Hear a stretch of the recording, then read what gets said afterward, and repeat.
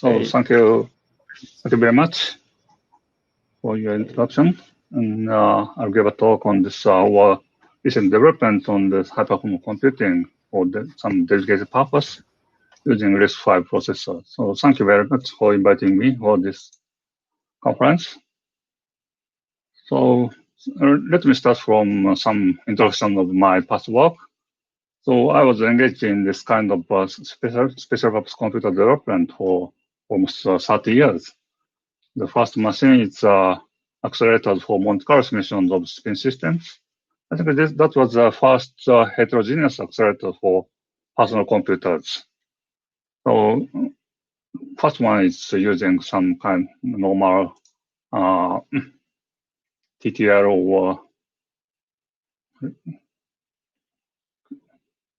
or CMOS. And next one, we have developed some fast accelerator using a field program gate arrays using Xilinx. So recently, this field is revived by Fujitachi and Fujitsu. For example, Fujitsu developed digital annealers. This is essentially some kind of imaging machines.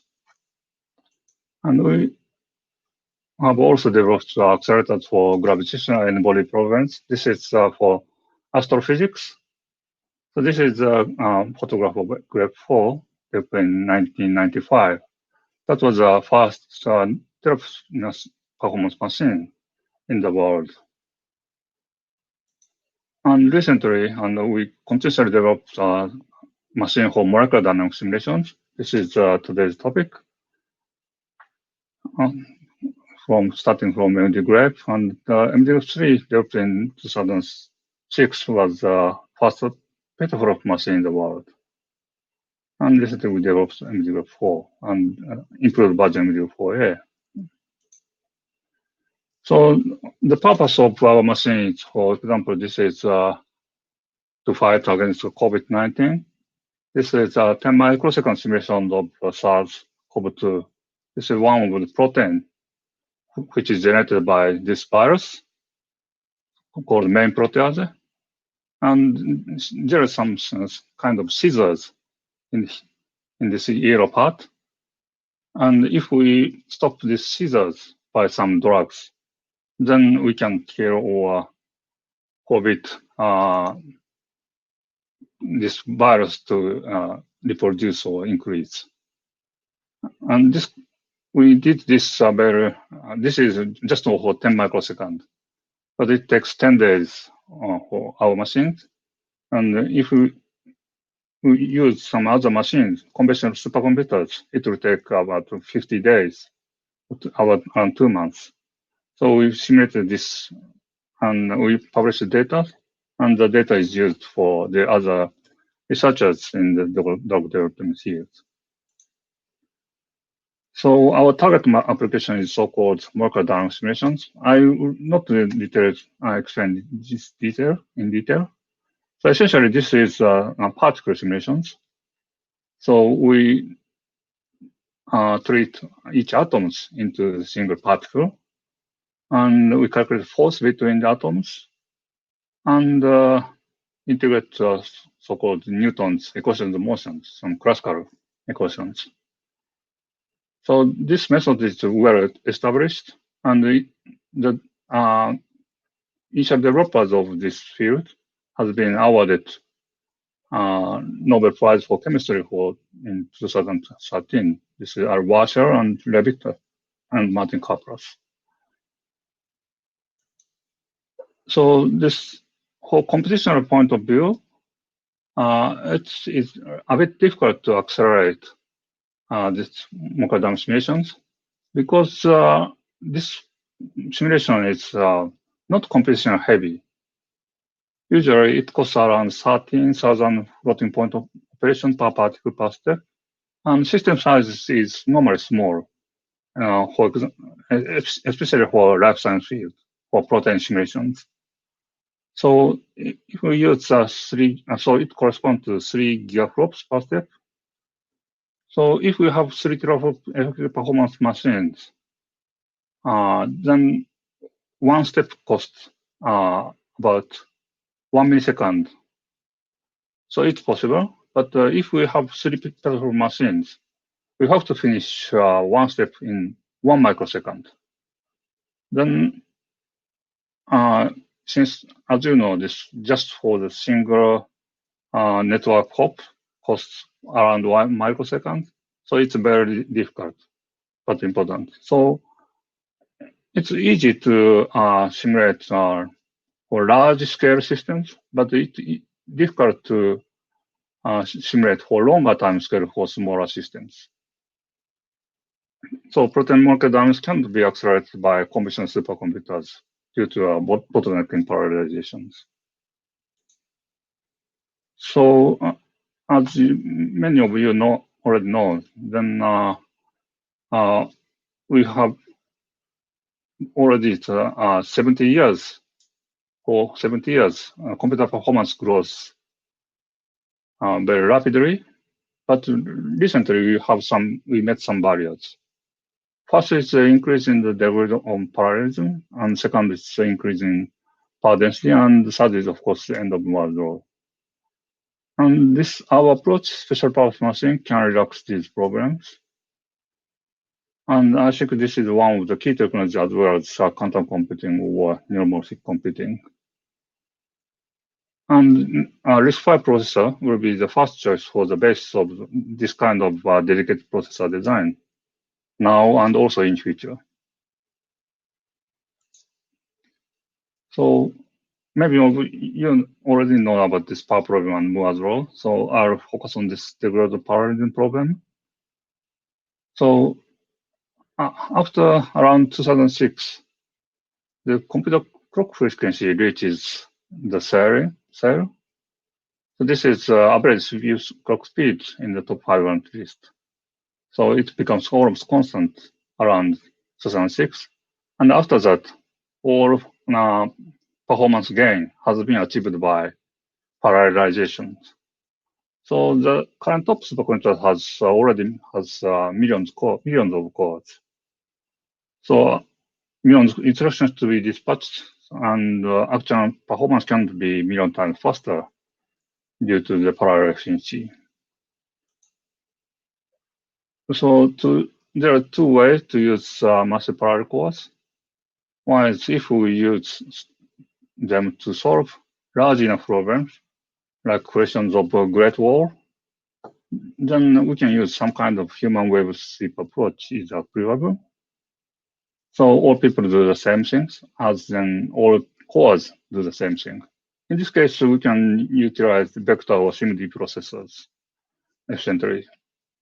But if we want to solve one small problem faster, so each person have to do different things. So we need some kind of fine orchestrations, and each people do different things, and it depends on each other.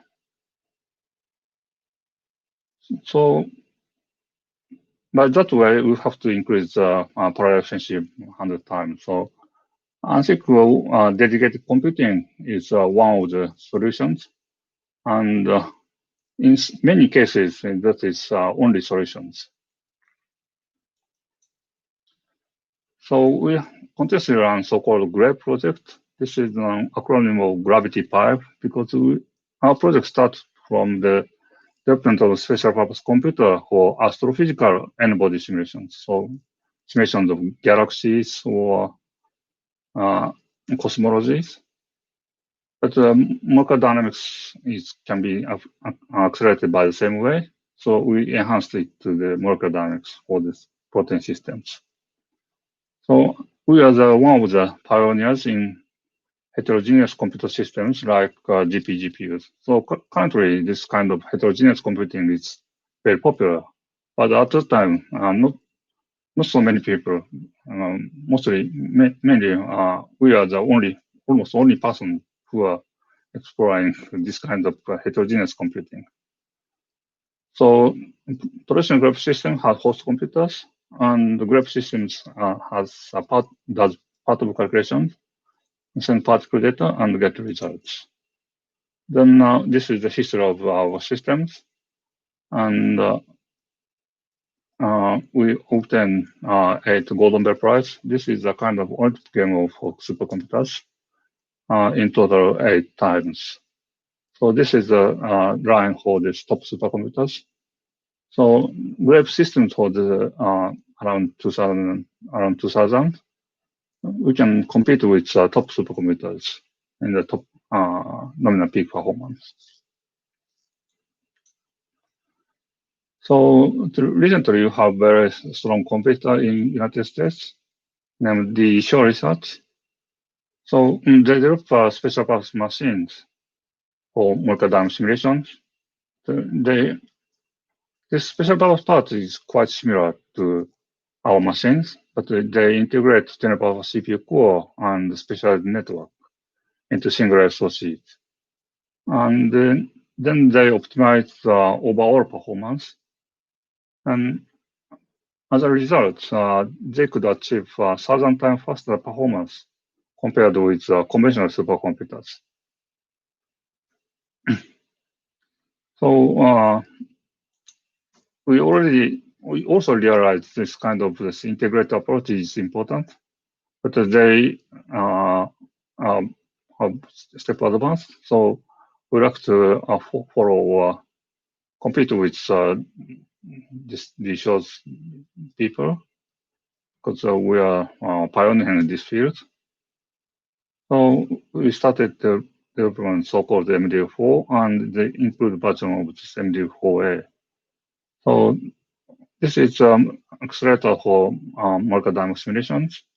And previous basic idea of graph systems is we do specialization on the only important part, but in this generation, we specialize as much as possible.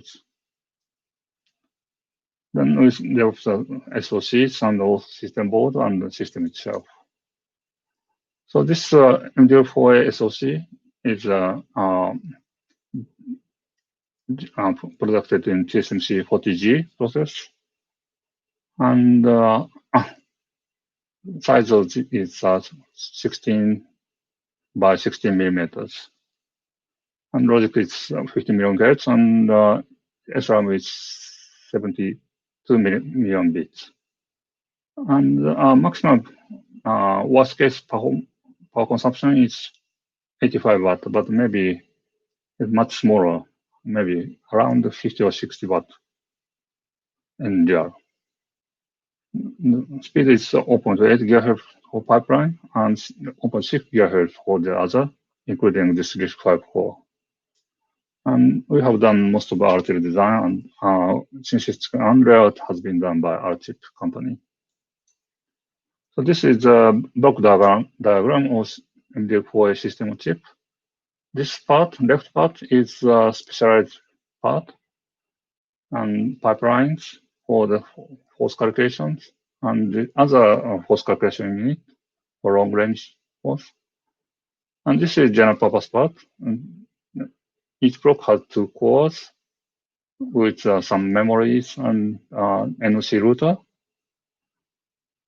And in total, we have 8 of these blocks. So in total, we have 16 cores here. And also we have 1 core for control overall systems. And these are connected by on-chip network. And also we have off-chip network of the with 3-dimensional torus. And this FPGA interface is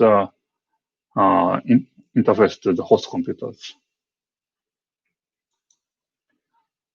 So this is a block diagram of specialized part for this normal pipeline. So I don't want to explain this detail, but in total, it performs about 50 floating point operations per cycle equivalent by hardwired connection of these arithmetic units. So this is, and we optimize precisions.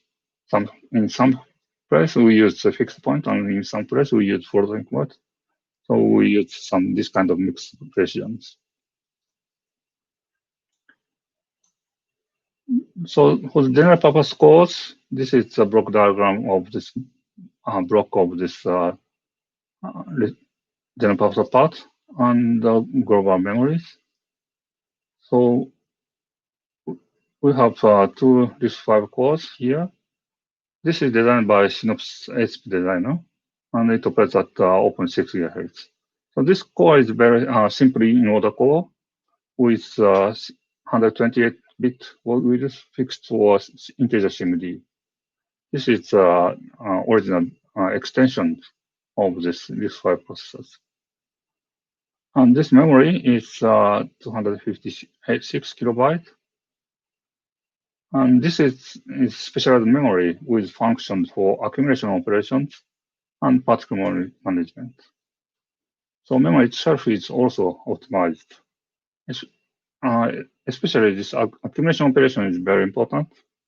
Maybe it is also important for AI or this deep learning field. But this most of this synchronization occurs as accumulation operations. So if we can do accumulation in the memory itself, we can skip this synchronization part, so efficiency can become very high. And of course, we have interface to network and special purpose pipelines and on-chip networks and instructions. So it has some instruction cache, and most of the operations will fit into this iCache. So this instruction load is not so fast. So we designed RISC-V core using Synopsys ASP designer. So in ASP designer, we can use so-called NML language. So this is we can by using NML, we can do a similar level description as RTL. This is a language suitable for this processor designs. So we use this ASP designer because it enables automatic compiler generations. So by using this tool, it automatically generates compilers based on this process descriptions. And we implement fixed point. Fixed point is, in my case, it's different from integers. So we can specify the binary point. And we embed some specialized instructions. Hello? And for the SIMD, our SIMD is optimized for 3-dimensional vector operations, like in a product or with some case in outer projects. So that's why we do not use RISC-V vector extensions and original extensions. So what is special in MD4A is we integrate VRC units. So this is the layout image and pipelines and general purpose part. And we embed many units. And of course, this is popular in the SoCs, but it is deeply integrated and works simultaneously. And each unit depend each other. So we try to minimize latencies between these units. So this is a very complex system, and currently we and I think the issue research only runs this kind of deeply integrated systems. So this is this system block diagram, and we have in total 512 chips in the 8x8x8 Torus systems, Torus network. And each direction we use 12 lanes of 6 Gbps. And on the board we use electric, but off board we use optical interconnects. And we also add some FPGA-based octet-tree network. And in the root node of FPGA, we run very fast wave transforms. embedded in FPGA. So this is the photograph of the total systems. So there are a lot of fibers, optical fibers here. But the system itself is very compact. So the current status is the hardware has been finished in the last year. And power consumption is about 40 kilowatts. So it is 110 or 100 times better if compared at the same technology node of 40 nanometers compared with conventional supercomputers. And software is already running, and performance is about 1 microsecond per day for 100,000 systems. It's around 5 times faster than that of conventional supercomputer. Actually, we try to develop machines with around more 8 times faster speed, but due to some bugs and some problems, currently we have this performance. But anyway, it works on faster speed than conventional supercomputers. And on the machine, we don't have any OS, operating systems, and the system is controlled by the host computers. And because our machine is not shared by the various tasks, if we load the system, then it runs calculation for several hours. Then next jobs will be submitted. So we don't need any operating systems.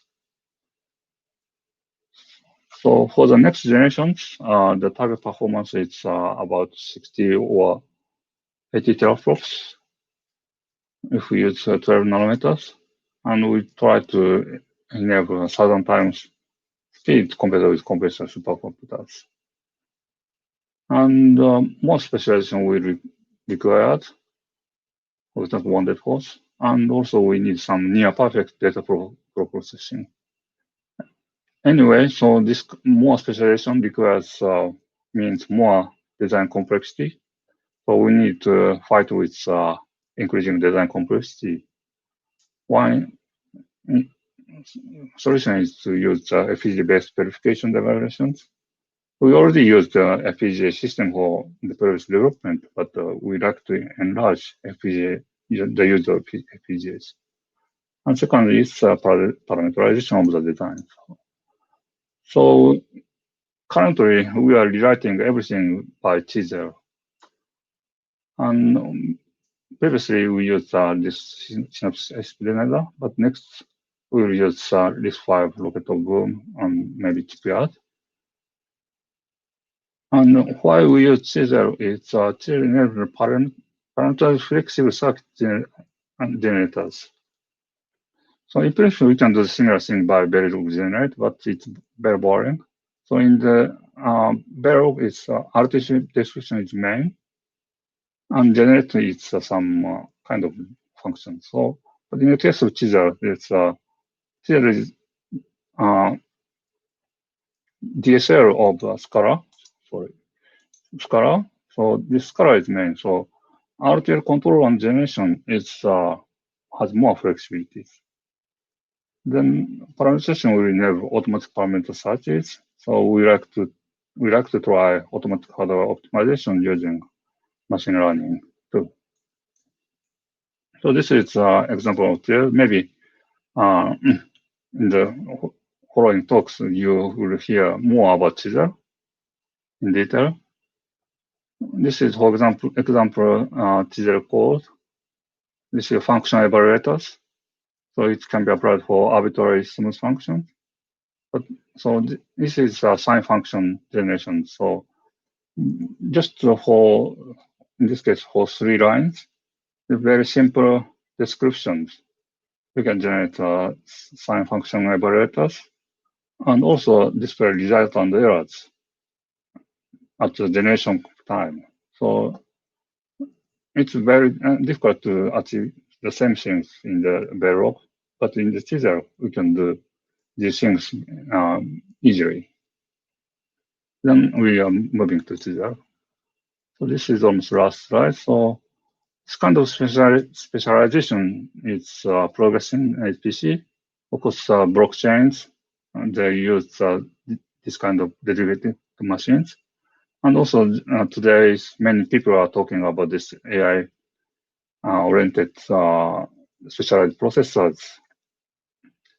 And we are also developing the accelerator for deep stochastic computing. This is for learning of Bayesian neural network. And if you are interested, we are running virtual booth by Keigo Nishida. So that's all, and this is my collaborators and Riken and also some companies. Thank you for your attention.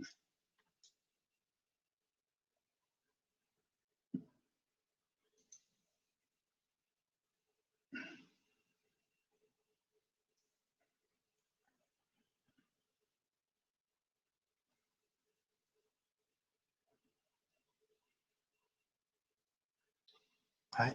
オンにしました。どうぞ。 Thank you for your presentation.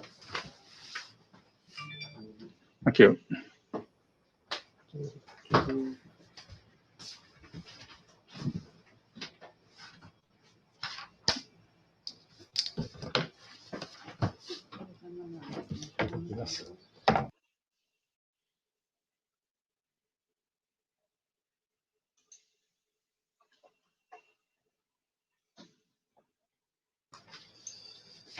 Your presentation and all the audience. If you have a question, please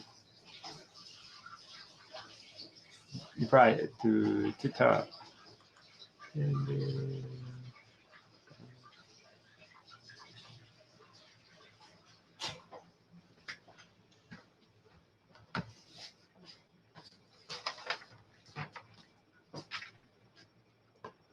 do you want any question? No? Okay. 質問来てないよね。あ、来てる。質問来てる。質問来てます。 Mr. Tai, one question. Yes. Please wait a minute. Did Synopsys help you any like your like a development? Yes, yes. They, of course, we pay a lot. Actually, This, 聞こえなかったからごめんなさい。 yeah, they provided some. Yes. hello? Can you hear me all right? Yes. Yes. Tajii-san? Yeah. Okay. Yes. So this is a question from Mr. Kasahara of Esperanto, and then he is asking you, like, did Synopsys provide you some like assistance or some core technology? Yes. They provide some preliminary designs of these 5 cores. So at that time, it was very. Currently, they have better support, but at that time, very preliminary RISC-V design. So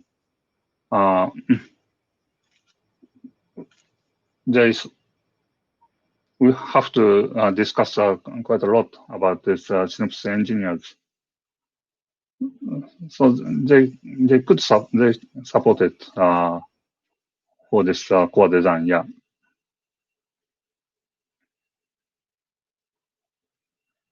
Okay.